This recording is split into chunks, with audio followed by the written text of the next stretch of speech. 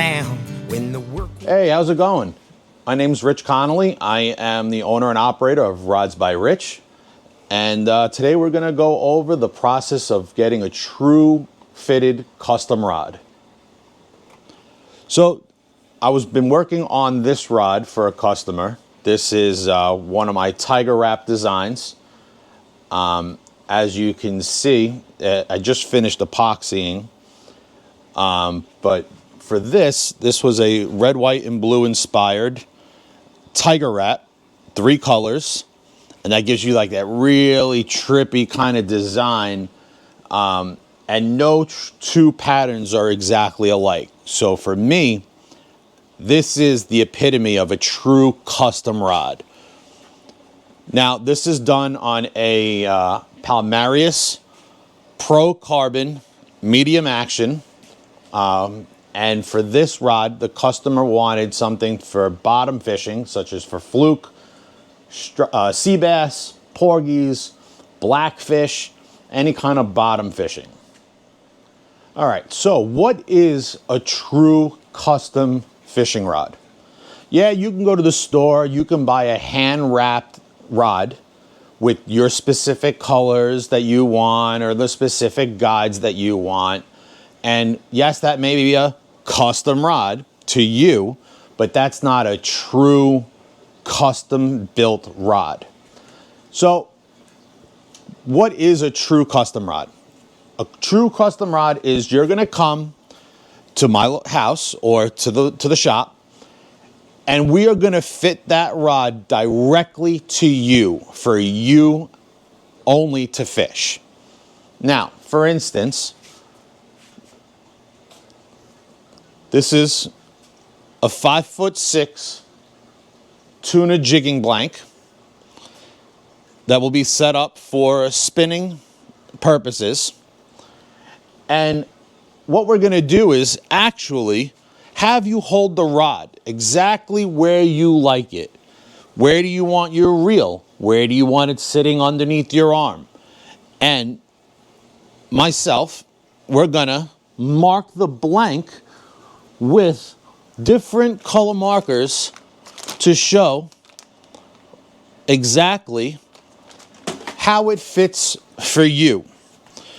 Everything from where you want your butt to be, where you want your reel seat to be, where you want your foregrip to be. We're going to choose and mark the spine of the rod. We're going to lay our guide train out. That is the epitome of a true custom rod. For instance, we set it up on our spine finding jig, right? We're going to flex it and load up the rod as if it was being fought on a fish. And we spin the blank. See how it jumps if you watch the white line on it on the top here, right? We're going to spin the blank, and you see how the blank jumps into spot? That is the spine of the blank. You must wrap the guides on the spine of the blank. I cannot stress that enough. A conventional rod gets wrapped on the top side of the spine. A spinning rod gets wrapped on the bottom side of the spine. All right, so with the spine of the blank, this is how we want to wrap it up or down. Now, why is the spine so important, and what is the spine? The spine of the rod, think of it like your back. It's the backbone of the rod. It keeps it the most strength, and it also, every rod is built with a twist. When they originally built, the rods are rolled. So there's always a natural strong side to the blank, and there's a weak side to the blank. The spine is the strongest part, just like on your body, on your back, that's the backbone, that's your spine. If you get hit from the side, there's very little stability. It's just like a body. But up and down, straight up and down, bending forward and back, that's the strongest part of your entire body. Same thing with a fishing rod. Okay, so for this particular demonstration, We're going to use a Rain Shadow R6 E-glass. All right, this is a tuna rod that I am building for a customer. And for this particular rod, this is getting put on a Winthrop bent butt, fully adjustable. So there is no real seat placement on this one, but we'll use it for this demonstration. So the very first thing I would have you do is hold the rod exactly where you feel the most comfortable. What feels comfortable behind you? Are you the kind of fisherman that likes a long butt behind, so the reel seat would be much higher? If you're a surf fisherman, maybe you want that, so that when you're fighting the fish, you have way more torque and leverage, so the reel is much higher. Are you a boat fisherman, right? You want a shorter butt so that it's not sticking out behind you. If somebody's walking by, they're not getting snagged on the butt of the rod. So first thing is, we would have you set the rod exactly where you want it. At that point, right, I would be coming from behind you, and I would be marking the blank right where I would leave past your arm. With this, I would then come up with a grip. We would pick out a grip color, all different grips. I have hundreds of different grip styles, grip colors. We can do EVA, we can do paracord, we can do shrink wrap, we can do cork. It really comes down to personal preference at that point. The difference in the different material is all about the feeling of when a fish fights. Cork will give you a little bit of more sensitivity, but the upkeep is much higher. EVA, you lose a little bit of sensitivity, but there's hardly any upkeep at all. So once we have the butt marked out, we would then start marking out where we want the butt cap to be, would be here. The decorative is, if we wanted a split grip, we'd have the EVA coming out to here. We would cut it down, shape it, and form it. Once we have that, especially if it's a split grip, I would then mark where your armpit is, right? So if you're here on a split grip rod, I like to build it so that your armpit sits where there's no EVA foam. So, for instance, I would be marking it right there.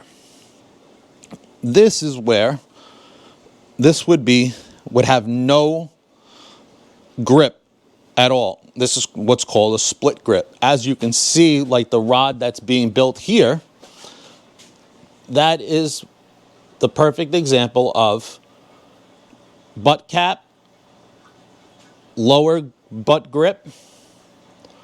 That's the blank space going into now where we get into the reel seat.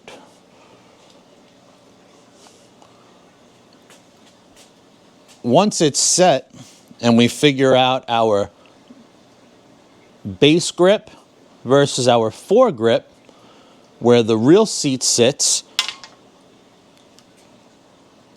we then measure out where we would want the reel to sit on the rod, right? So we can do this, we do this two different ways. Since this is a much larger blank, I'm going to use one of the larger reel seats that I have, right? This is a hidden collar Fuji reel seat, right? And we would set the rod where you like to fish. So if, for instance, I like to have my hand right about here. This is a good elbow's length. The the rod feels nice and balanced by the weight. So I'm going to set the reel seat right to where my hand is, right where I want it to sit, right where it feels comfortable, right? So then I'm going to take the marker and I mark the upper and I mark the lower, right? So now I know that on this blank for here, I'll actually write the reel seat in between these two lines. So I know when it comes time to building, this is exactly where I would want my reel seat to sit. Since I have bigger hands, when it comes to my foregrip, or when I'm fighting a fish, I'll actually put two hands and mark my foregrip. Now, not every rod gets a two-handed foregrip. This happens to be a tuna rod, so we want that extra room and leverage so that you have a good fight and you can lean into that rod. On a regular bottom fishing rod or a fluke rod, we wouldn't do anywhere close to that length foregrip. We would be doing something more like this so that we have plenty of room and space on the rod to do our decorative wraps and to lay out our guide train. All right, so after we get all of the actual components of the lower half of the rod picked out, the next thing we do is we pick out what decorative wrap we want. Now, the decorative wrap is strictly all about personal preference. It does absolutely nothing to the actual functionality of the rod. This is how you become personalized for your rod, strictly to you. Just like for the rod that I have currently drying on here with the Tiger Wrap, this was the customer's personal preference of how they wanted their guide to be for them. This is their personal choice of their wrapping. This is what gives that wow factor. Once we pick and choose our decorative wrap, we come over to the thread board, right? On the thread board, as you can see, there are hundreds of different colors that you can choose from. This is all Fuji. It's Pro Wrap, all different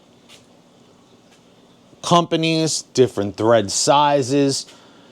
This is where we start having some real fun. All right, so once we choose the colors and everything, the next thing are the guides themselves. Now, with the guides, the important part is, are we building a spinning rod? Are we building a conventional rod? Are we building a stand-up rod? Are we building a trolling rod? Are we building a tuna rod? Like, that all changes with how we build these specific rods. So for this instance, I'm going to show you two different sets of guides. We have Fuji, who is the company that I primarily use over everything else.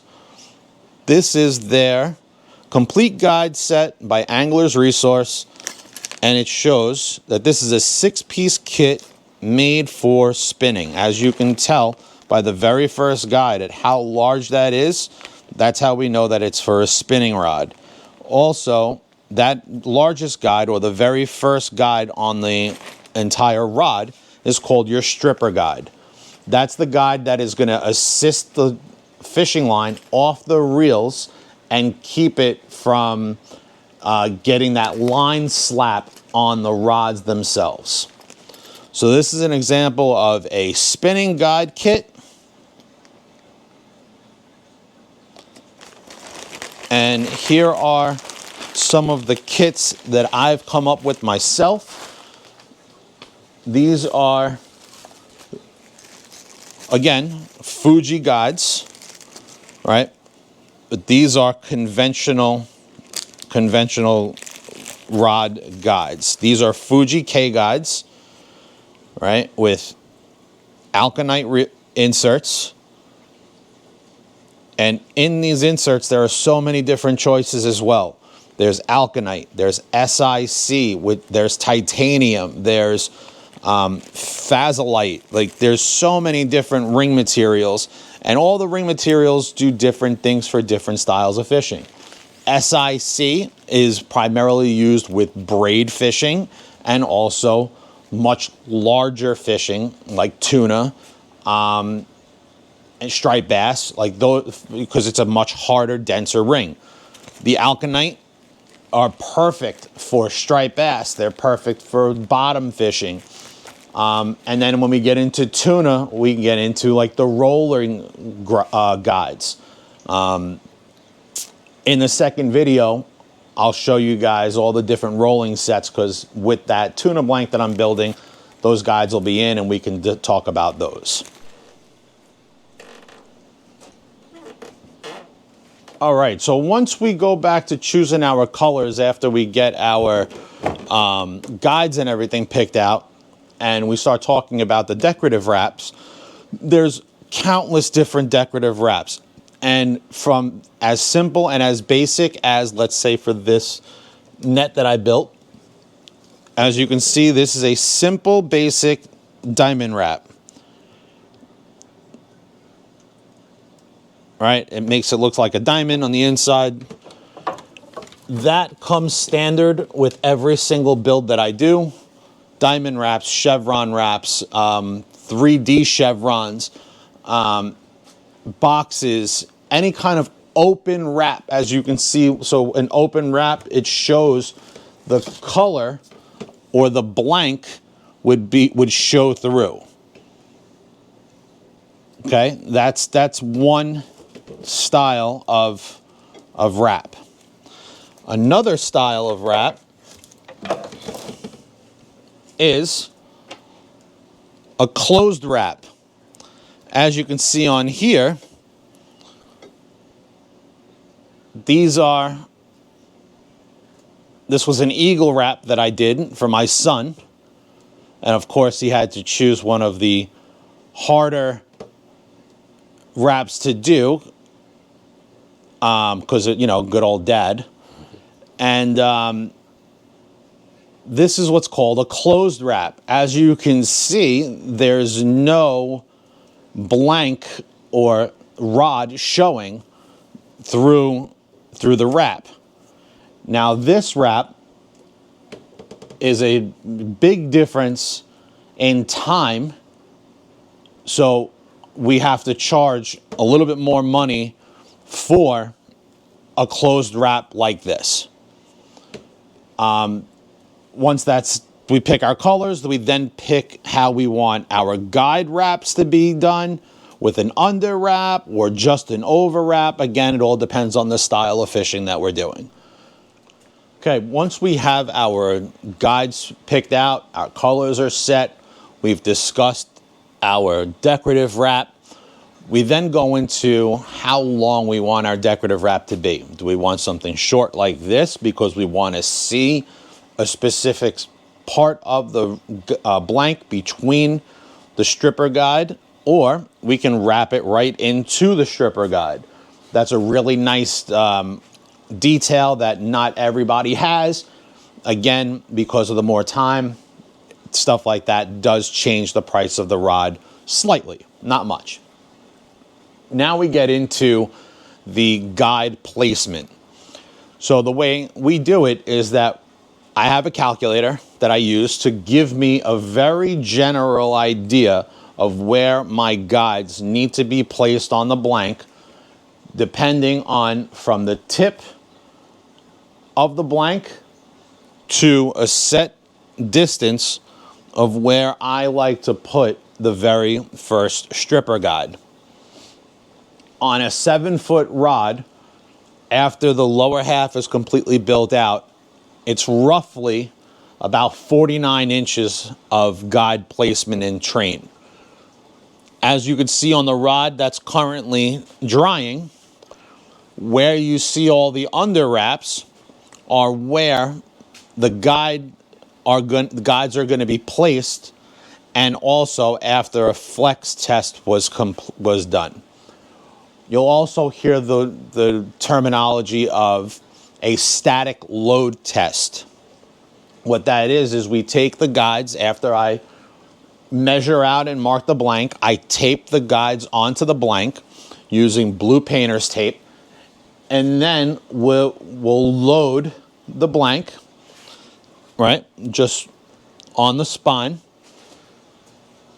and then we check to see if any of the fishing line, with whatever size reel we're going to use, we then check to see if the fishing line touches the blank at all. If it does, we then need to adjust the guides. We either move them closer, we move them further apart.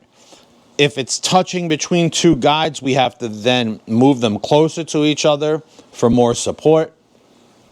The lighter the rod, usually, the more guides you have to use because of the flex here.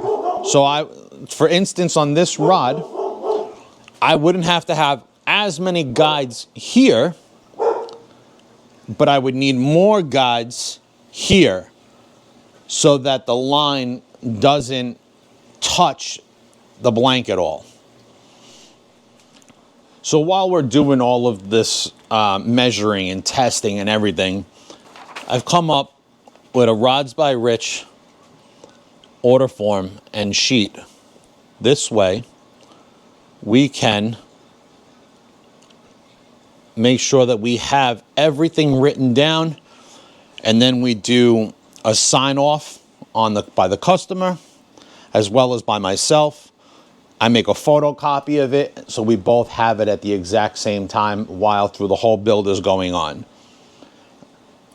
On here we write down all of our measurements, the art design, meaning the decorative wrap, all the grips, everything that we discuss gets put onto here so that we're both knowing exactly what's going to be at all times. All right, so after everything is picked out, we have everything written down, right? And depending on the kind of rod, again, and the kind of fishing that we're going to be doing, will depend on if we decide to do an under wrap. An under wrap is just like the rod that's here.